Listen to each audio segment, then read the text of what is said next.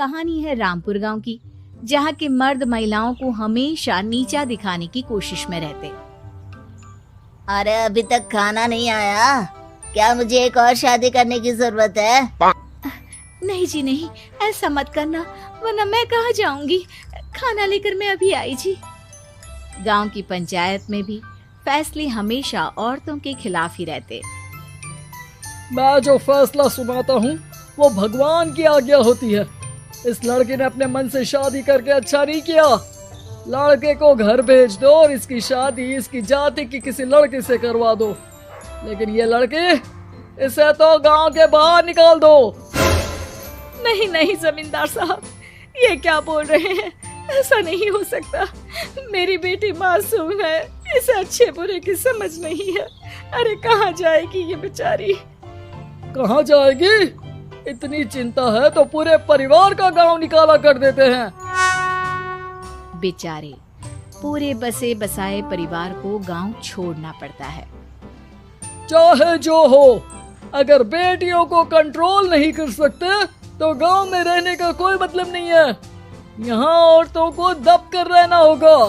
कोई भी अपने हिसाब से कुछ नहीं कर सकता, सब ईश्वर की मर्जी से ही होगा। तभी गांव का एक आदमी दौड़ा दौड़ा आता है।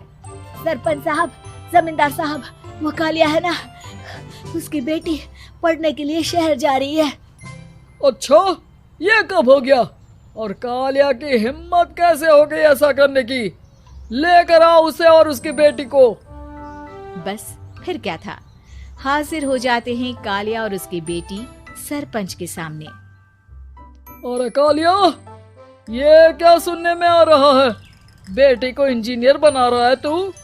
और ये बता, गांव में तो स्कूल नहीं है, फिर कहां से इतनी क्लास पास कर गई तेरी बेटी? राधा, जो कि कालिया की बेटी है, उसे लगता है कि सरपंच उसकी तारीफ कर रहे हैं।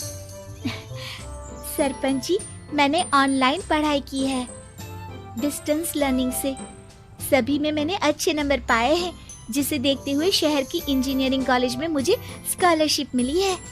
वाह जी वाह, क्या होती है ये? पहले तो ये बताओ, फिर आगे की बात करते हैं। पूरा गांव राधा की बात सुन रहा था और राधा बोलती जा रही थी। तो ऐसे मैं फ्री में एक अच्छी शिक्षा लेकर गांव में जो कुछ परेशानियां हैं, जैसे बिजली, पानी और इंटरनेट जैसी समस्याओं के लिए काम करूंगी। मैं गांव को शहर से जोड़ने के लिए पुल का निर्माण करवाने का प्रस्ताव रखूंगी। मुझे पूरी उम्मीद है कि जल्द ही हमारा गांव भी तरक्की की राह पर चल पड़ेगा। राधा की बात सुनकर सारे गांव वाले ताली बजाने लगते हैं। सरपंच को समझ नहीं आता कि वो क्या करे। चुप रह नादान लड़की, गांव के खिलाफ जाने के लिए तुझे गांव से बेदखल कर दिया जाएगा, वो भी पूरे परिवार के साथ। और हाँ, अगर ठीक से गांव में रहना चाहती है तो ये पढ़ाई लिखाई छोड़ दे। हम तेरे लिए गांव का कोई होनहार लड़का देखेंगे। तभी गांव का एक आदमी बोल पड़ता है। अरे नहीं नहीं सरपंच जी, राधा बिटिया जो बता रही है, अगर वैसा हो जाए तो हम लोगों को पैसा कमाने के लिए बाहर नहीं जाना पड़ेगा। हाँ जी, और ना ही कोसों दूर पानी के लिए भटकना पड़ेगा। हमारे बच्चे भी अच्छी पढ़ाई कर सकेंगे और आगे बढ़ेंगे, ना कि हमारी तरह खेती करते बैठेंगे। क्यों गांव वालों, राधा बिटिया का साथ देना चाहिए ना। सरपंच देखता है कि गांव राधा के साथ है तो वो चुप हो जाता है। वो घर आकर अपने सलाहकार से बात करता है, जो बहुत ही चालाक किस्म का इंसान होता है। अरे सरपंच साहब, आपको बहुत ही होशियारी से काम लेना पड़ेगा। एक बार गांव तरक्की कर गया, यहाँ के बालक पढ़ लिए तो कोई ना पूछेगा आपको। और फिर ये जो बेटा और बेटी है ना आपके, इनको भी आम लोगों की तरह ही जीवन जीना होगा। हाँ, लेकिन करे तो क्या करे? वो ना आप मुझ पर छोड़ दीजिए, बस मैं जैसा बोलूं करते जाइए। अगले रोज सुबह जब गांव वाले सोकर उठते हैं तो राधा के घर के बाहर और साथ ही वो लोग जिन्होंने राधा का सपोर्ट किया था, उनके घर के आगे लाल रंग से कल आऊंगी लिखा होता है। कल आऊंगी, यह क्या होता है?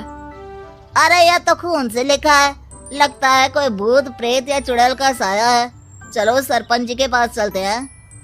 सभी सरपंच के पास जाकर उसे सारी बात बताते हैं। अरे ये तो बड़ी मुश्किल की बात है। चलो मैं एक बाबा को जानता हूँ, उन्हें बुला लेता हूँ। सरपंच बाबा को लेकर गांव के घर के बाहर जाता है। ओहो, तो ये वो चुड़ैल है जो उन लोगों को निशाना बनाते हैं जो गांव को बदलने का सपना देखते हैं। वो गांव को ऐसे ही संपन्न देखना चाहती है, वो नहीं चाहती कि कोई बाहरी यहाँ का कायाकल्प करे। क्या तुम लोगों में से किसी ने गांव को बदलने की सोच रखी है? तभी राधा की माँ रोते रोते आती है। मेरी राधा घर से गायब हो गई है। अरे कोई तो बचाओ, मेरी बच्ची कहाँ गई?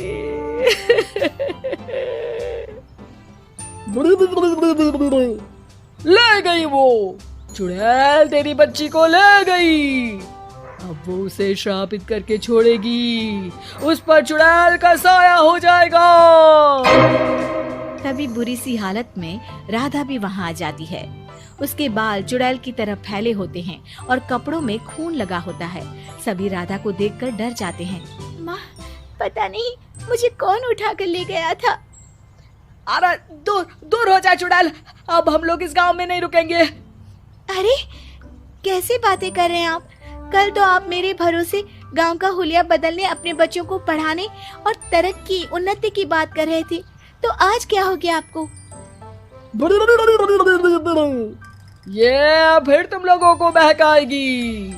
ये चुड़ैल गांव में आ चुकी है, ऐसे ही ये तुम्हारे घर के बच्चों को भी ले जाएगी। गांव वाले राधा को गांव से बाहर निकाल देते हैं। उसके माँ बाप रोते रहते हैं, लेकिन गांव वाले नहीं मानते। मैं भी अपनी बहन के साथ गांव के बाहर रहूंगा, लेकिन वो पढ़ाई नहीं छोड़ेगी। वहीं सरपंच के घर पर सलाहकार कहता है। देखा, सांप भी मर गया और लाठी भी नहीं टूटी।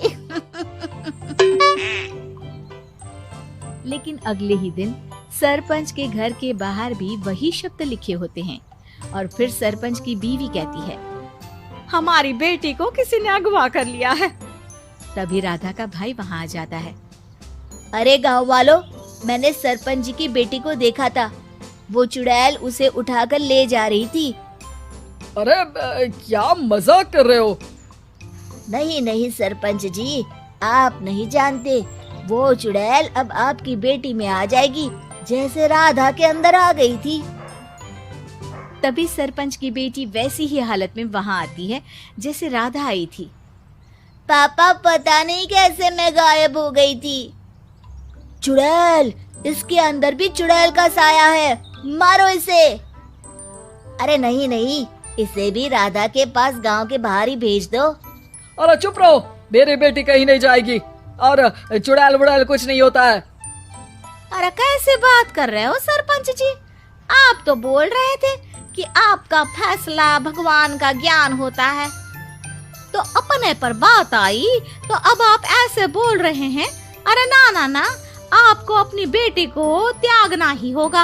अरे बुलाओ बाबा को। राधा का भाई बाबा को ले आता है, जिसे अब गांव वालों के डर के कारण सच बोलना पड़ता है। मैं कोई बाबा नहीं हूँ, मैं तो मोची था।